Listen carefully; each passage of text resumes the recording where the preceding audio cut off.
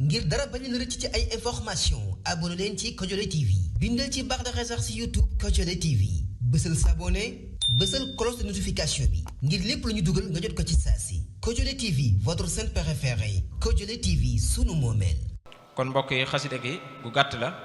xasida ak dalal rek la ñu koy dalalee njabootuk sëriñ Mbàkke Kanni Bousso ak njabootuk sëriñ Massamba Kanni Bousso ndax ñoom ñëpp ñëw nañu ak am geneen xasida gu gàtt itam goo xam ne sunu wayjur sëriñ Mahamadul Fadil si moo ko def di wane itam diggante sëriñ Mor Khady Seck sëriñ Malick Bassine ak sëriñ Massamba Kanni Bousso ak sëriñ Mbàkke Kanni kon xasida gu njëkk gi moom laay jàllale nii muy xasida ak dalal gi mu wax ne ila hadrati saadaati azka taxiyati wa azka salaamin thumma azka almahabbati ila hadrati alahfaadi min xayri usratin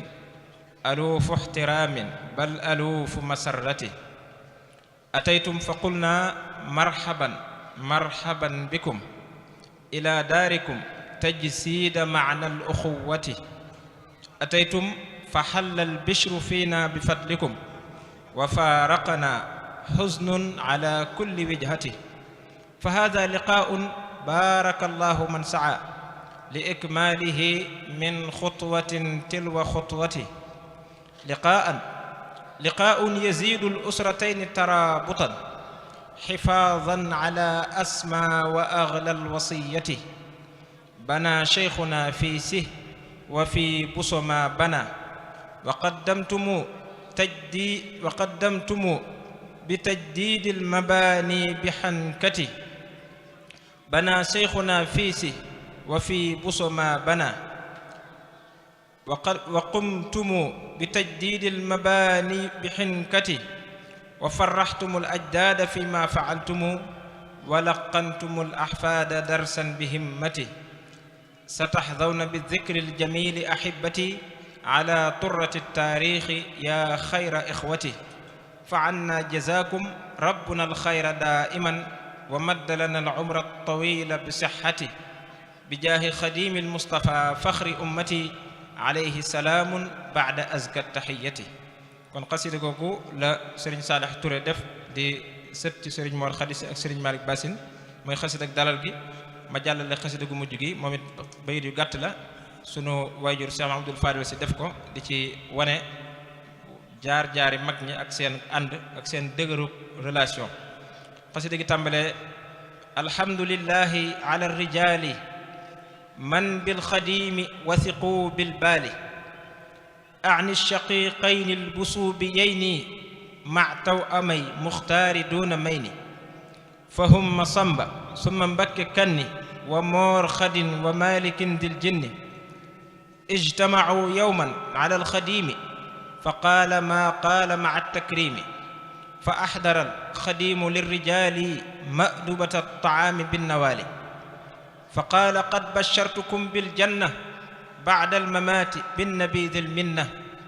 عليه بالآل وبالكرام صلاة ربنا بالانصرام بخ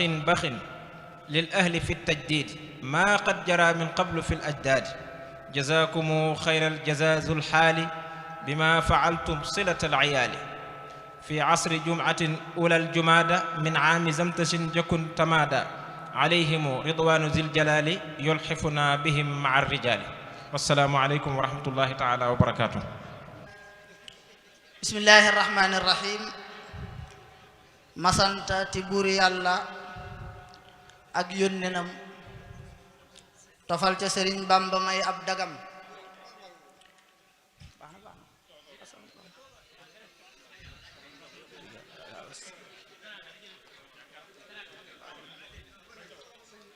masantati buur yàlla ak yónnenam tofal ca Sëriñ Bamba may ab dagam ñëwaat tagg ko yàlla naa tagg ngir lañuy tagge nit moom la jal ci wetam ma bàkkati ko yàlla naa bàkk ngir lañuy bàkke nit moom la jal ci wetam ma bàkkati ko yàlla naa bàkk ngir lu bàkkee fi nit lañ ca am moom la am bu xam-xam di aw tagg fuñ taggi nit ñu tagg ko lañ xam lu raw ko la xam bu dee njub akuk maandu lees tagge lar ñu bàkk ko ngir yi gisuñ cim kemam fu nit sampi ndëndëm ci imaan ju wér mu sempi ko ngir fam ca yam duñ fa dem ci askanu pas-pas ci askanu ngor la yewwoo sëriñ Mbàkke Kanni turam di doomi nijaay yi sëriñ Bamba rekk doy na mu raw ñépp doy na ko ndam te taxtil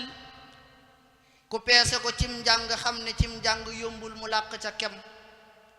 ku bind juróom benn fukk yu teg ci kaamil bu koy dendaleeg benn cam doyoon na ko jaayante ak sëñ bi fee ca gànnaar saxook moom di dox ci mbiram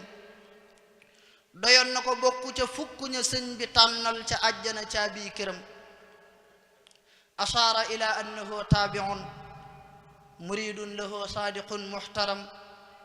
safiyul xija saaxibul murtaja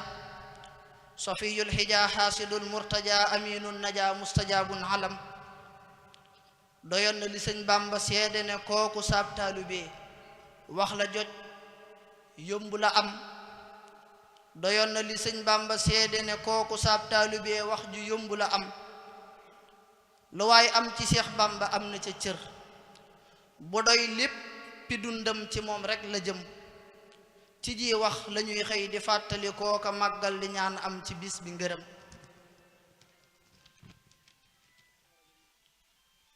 naqumu bi ixyaai dikraahu amiliina biha xasda kulli niam